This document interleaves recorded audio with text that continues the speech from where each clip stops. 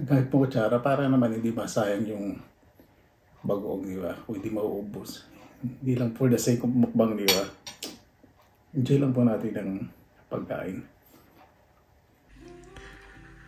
Kung sa Pilipinas, sobrang init mo ngayon, dito naman, kabaligtaran. Iniisip namin yung kailan kayo matutunaw itong yelo dahil napakahaba po ng winter season ngayon. Hindi po katulad last year. Napakaigli. Month of April, konti na lang po yelo ngayon. Hanggang dibdib ko. Ay, naka. Magandang araw po mga kabayan. Welcome po sa Pinilang Alakbay. Napakasaya po. Nakabili po ako ng fresh chili. Ito po yung manamis-namis na tama lang po ang anghang. Tapos yung manggang hilaw. Talagang malutong. Tagluto po ako ng bagoong alamang na maraming sibuyas, manamis-namis at maanghang. Tara, sama po muna ninyo akong mag-prepare.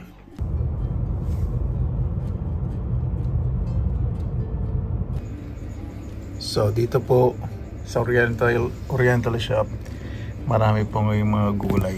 Pero syempre pinili ko pong bilhin ay mangga, sili. Oh, daming manggang ilaw. Ay, yes, minsan lang po dumating po yan. 9.5 euro per kilo. 9.50 cents. Okay lang po yan. Minsan lang naman po eh. Ayan po, nakabili ko ng mga hilaw na mangga. Naku po, piyestang-piyesta ako ngayon sa Asian shop. O, diba? Ang mangga po dito sa Finland, parang ito po yung pinaka-latest na chismis. Pag dumating, hindi pipigilan. Magpipiestahan.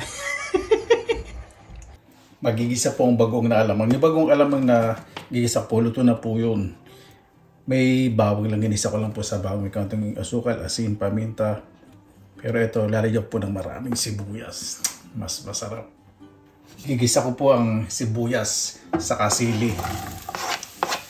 Siling pula po ang gamitin po ninyo para mas masarap.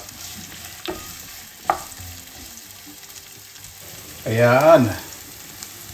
Nalanta na po yung sibuyas. Huwag nyo po masyadong overcook yung sibuyas para mas masarap. Lagyan na po natin itong aking bagoong. Ilagyan ko po ng konting tubig. Kasi gusto ko po medyo malabnaw ng konti. Matamis na po ito eh.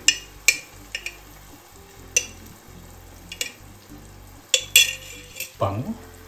Pinanay ko pag nagluluto ng bagoong. Napaka-meticulous. Father ko rin po. Sarap po magluto ng bagoong ang father ko kasi Ilocano po yun eh. Nanay ko rin masarap. Patsaga po yun.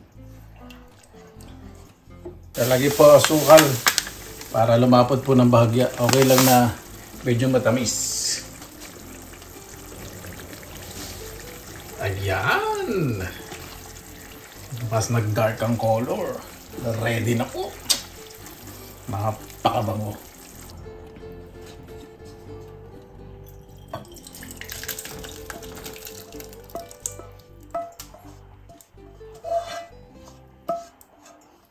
Ayan, ready na po. O, di ba? Kain na po tayo. Mabuhay yan. Maraming salamat na po sa Panginoon. Nagkasama-sama na naman po tayo. Naway safe po. Bago po tayo mag-umpisa, pasalamatan po muna natin ng Panginoon. Panginoon, maraming salamat na po sa biyaya binigyan niyo po sa amin sa araw na ito ibibigay at naibigay. Nagkabay po na magabay po yung mga kababayan po namin, kahit hindi po kababayan po namin na nasa mainit po na lugar. Sa Pilipinas, mainit na rin po. Naway wala pong magkasakit at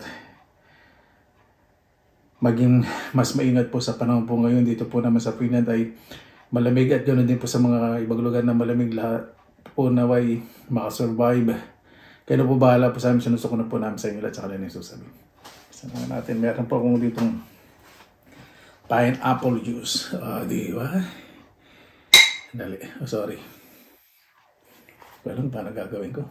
Pilihan muna natin itong ating bagoong. Itusan natin. Yan.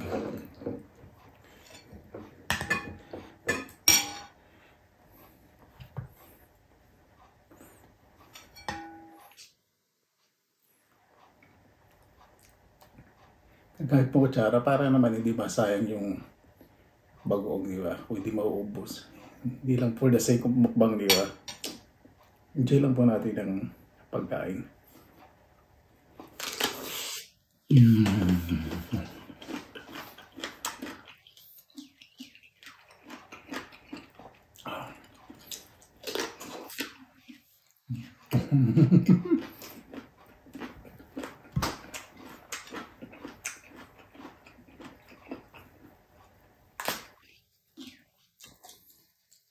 Damang-dama ang lutong, ang linamnam, ang asim, ang sarap.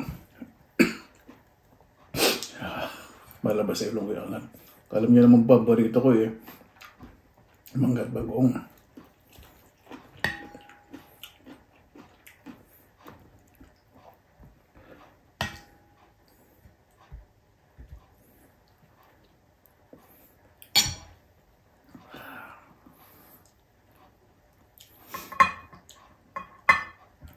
Hindi na po siya masyadong maalat. Malabas ako nga sa ilong ko ah.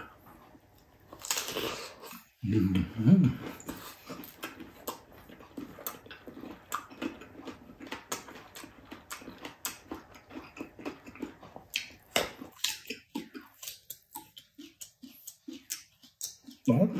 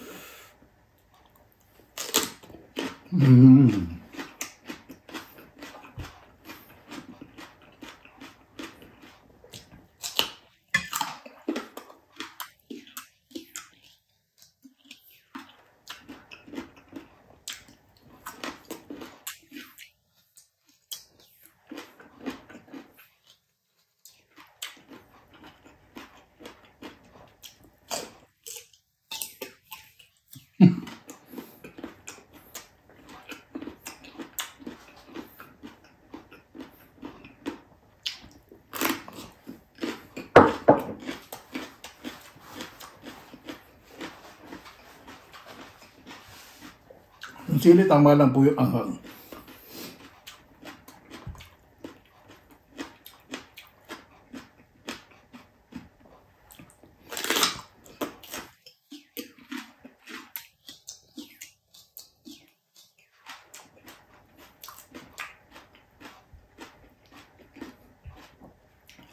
Mas lamang po yung tamis sa bagoong.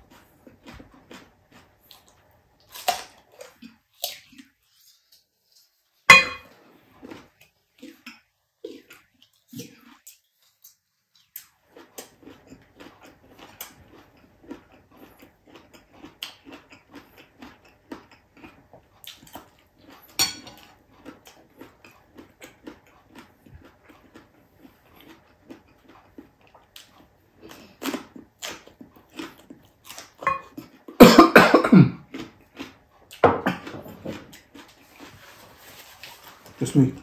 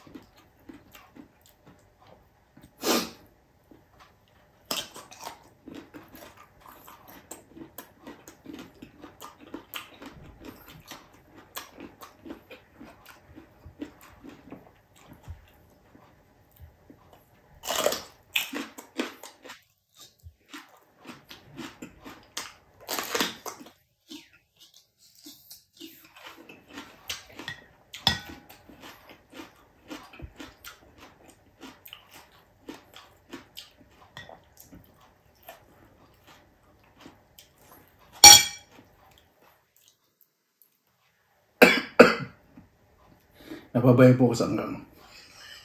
Pero masarap.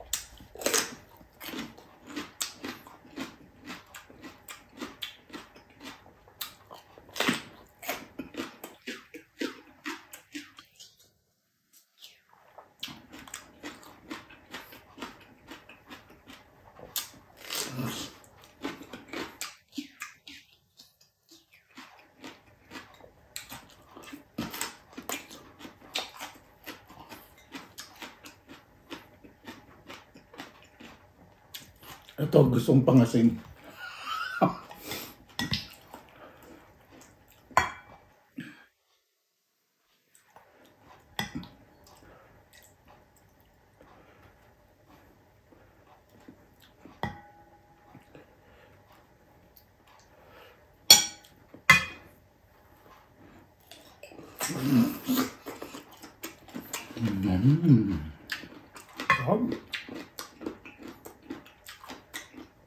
Sarap na balot itong mangga na ito.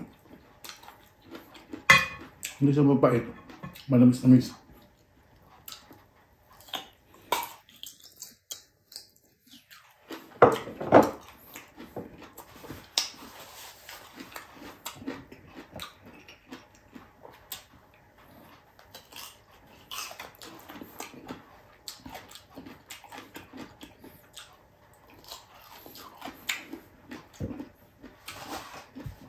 Talagang malutong. Excuse me.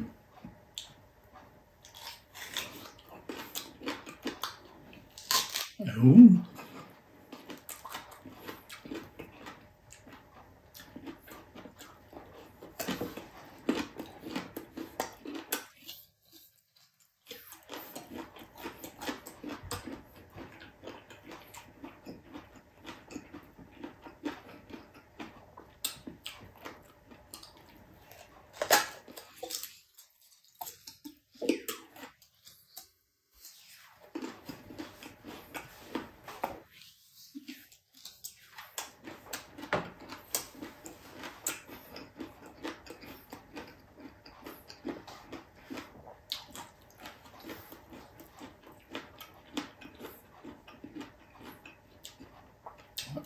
Yung asim po niya, hindi po sobra-sobra asim. Yung asim na, na masarap.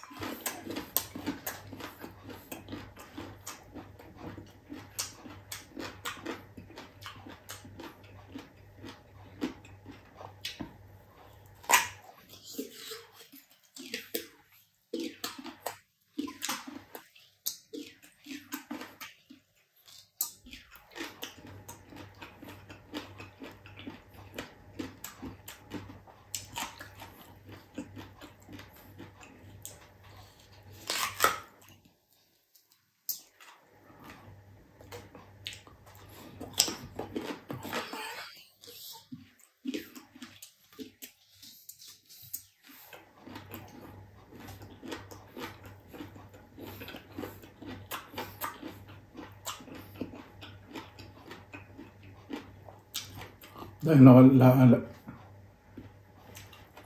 dami kong naalala sa Pilipinas pag kumakain ako ng ganito. Ulam ko po kasi sa kanin ito eh.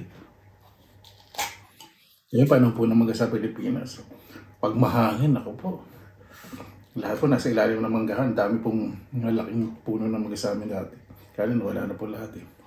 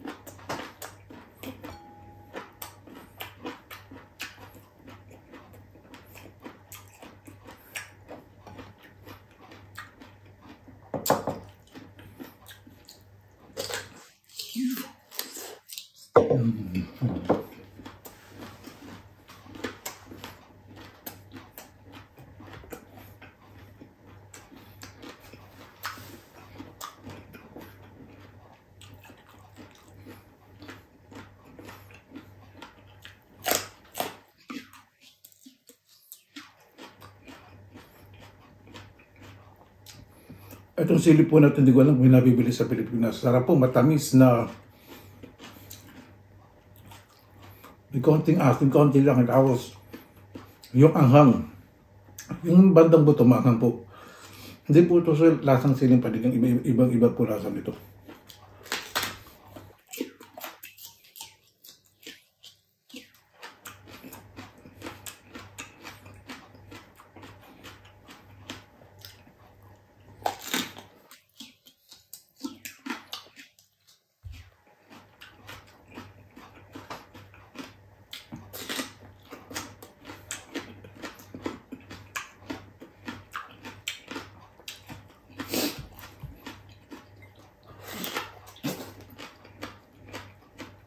Ayun, pag nasa may, excuse me, pag nasa sa may buto na.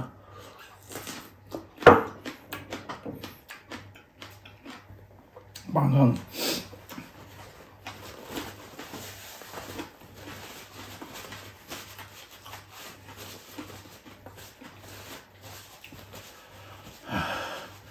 Pakiramdam ko sa bibig ko, pauted. Parang malas ang malas. Sanghang.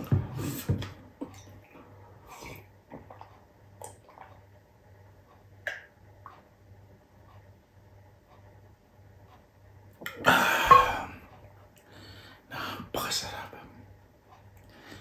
Paano po bago tayo ito, mas pasalamatan po muna natin ang Panginoon. Panginoon, maraming salamat na sabihan binigay po sa amin. Naway bawat isa po pahalagaan po ang buong paligid, doon po nanggagaling lahat ng aming pangangailangan, lalo na po ngayon panahon ng taglamig o tag-araw. Naway ang bawat isa po maisip po ang pagtanim ng mga puno. Napakalaga po na magbibigay po ng limlim at sariwang hangin. Pangalagaan din po ng bawat isa ang kanilang mga kalusugan, naway wala pong magkakasakit. At yung may mga pandadaanan po, spiritual, mental, at physical, naway gumaling po lahat, Panginoon. Kaya na po bahala po sa amin, sinusukan na po namin sa inyo lahat sa kalan ng Jesus. Amen. Excuse me. Paano po, maraming salamat po sa inyo oras na inyo sa pinilangan. Nagbibasa lagi pa tayong positive vibes, good vibes. God bless, ingat po lagi mga araw. Laban lang!